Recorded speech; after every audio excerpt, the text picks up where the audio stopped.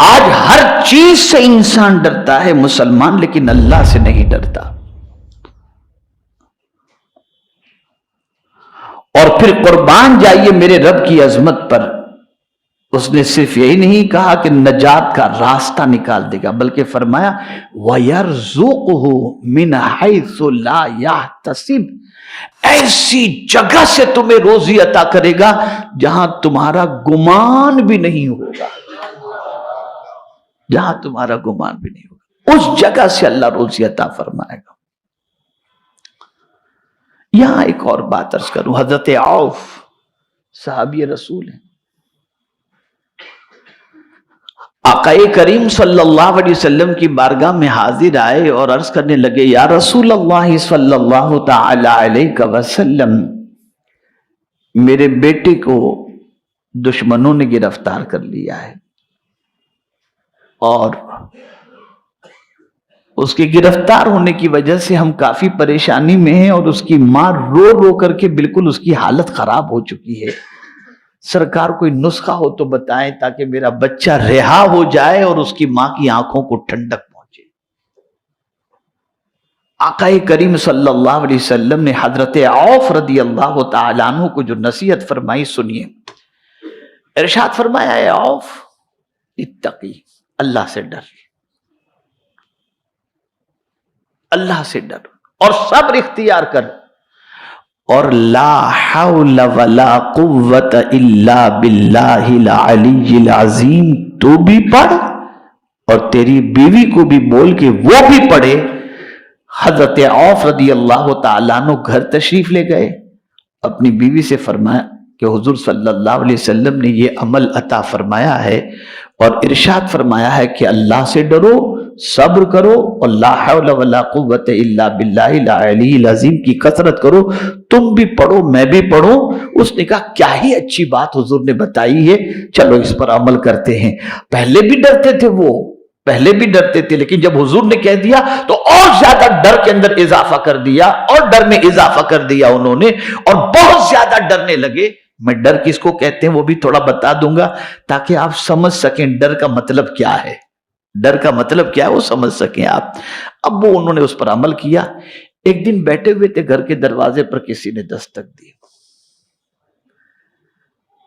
تو حضرت عوف رضی اللہ تعالیٰ عنہ نے دروازہ کھولا تو جو بیٹا جس کو دشمنوں نے گرفتار کیا تھا، ان کا نام سالم تھا، حضرت سالم، وہ گھر کے دروازے پر. دیکھ کر حضرت عوف تو خوش ہو گئے، لیکن وہ تنہا نہیں آئے تھے، 100 اونٹ ساتھ میں لے کر کے آئے. کتنے اونٹ؟ 100 اونٹ ساتھ میں لے کر کے آئے تھے. خوشی کی انتہا نہ رہی. بچے سے کہا بیٹا سب خیر؟ بولے کہ ہاں ابا جان، ایسا ہوا کہ دشمنوں کو میں نے غافل پایا تو میرے ہاتھ پیر کی بیڑیاں کھل گئیں اور کھول ڈالی میں نے، اور اس کے بعد جو ہے وہ میں نے دیکھا وہ غافل ہیں تو اونٹ بھی لے کر کے ساتھ میں آ گیا، اونٹ بھی لے کر کے آ گیا.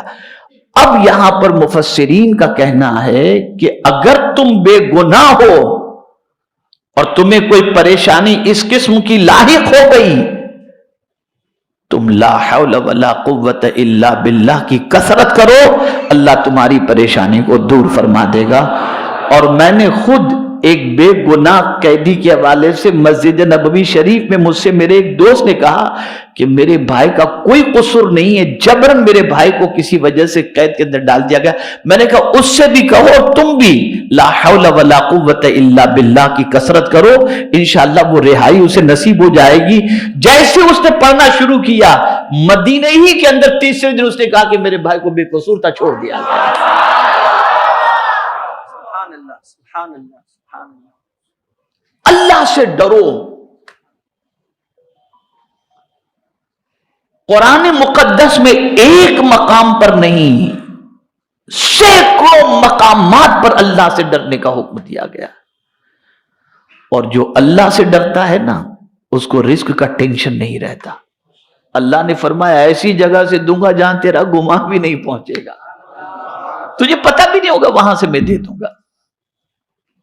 اب ڈرنا کسے کہتے ہیں؟ بہت شارٹ میں سمجھا دوں. مفسرین کے کئی اقوال ہیں اور مفسرین کی کئی تعریفیں ہیں.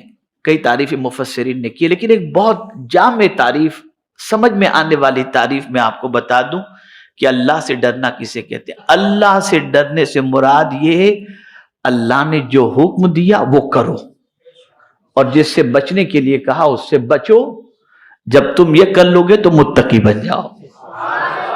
اس نے جو کرنے کے لیے کہا وہ کرو، اور جس سے بچنے کے لیے کہا اس سے بچو۔ جب تم یہ دونوں کام کرو گے تم متقی ہو جاؤ گے۔ ہمارا حال یہ ہے کہ جس سے بچنے کا کہا وہ کر رہے ہیں، اور جو کرنے کا کہا ہے وہ نہیں کر رہے۔ اور بابا کچھ کہہ دیں تو فوراً کریں گے، اللہ کہے گا تو نہیں کریں گے۔ حال یہ ہو چکا ہے، خدا کی قسم کبھی کبھی تو ڈر لگتا ہے مجھے۔ کوئی بابا اگر کہہ دے یہ صبح دیکھنا مالدار ہو جائے گا تو فجر نہیں پڑے گا، لیکن وہ دیکھے گا ضرور اٹھ کے۔ پہلے بابا نے کہہ دیا ہے، ارے تیرا عقیدہ خدا پر ہے کہ نہیں ہے؟